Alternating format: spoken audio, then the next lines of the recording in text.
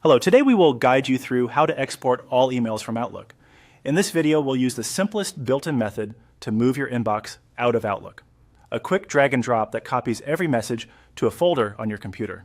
It's handy for backups, audits, or handing off mail to a teammate, and it keeps your attachments with each message. Start by opening the Outlook app on your computer. Give it a moment to finish syncing so everything you see is up to date.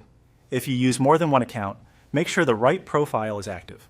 Switch to the mail view so you're looking at your email rather than calendar or people. This puts the folder list and your message list front and center. Next, click your inbox in the folder list. If you have several inboxes, choose the one you want to export. What you're about to do will take the messages that are currently in this inbox view. Subfolders aren't included by default, so you would repeat these steps per folder if you need those later. Now select every message in the inbox. The fastest way is to click anywhere in the message list, then press Ctrl+A on Windows or Command+A on a Mac. You'll see all items highlight. If you prefer, click the first email, scroll to the bottom, and shift-click the last one to select the full range. Leave Outlook open while everything is selected. Have a destination folder ready on your desktop. Open that folder so you can see it.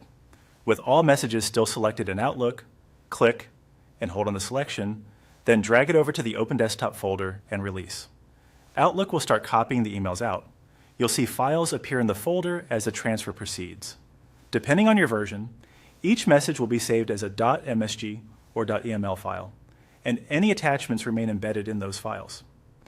If you have a very large inbox, it can help to drag in batches, for example by month or by a few thousand messages at a time, to keep things responsive.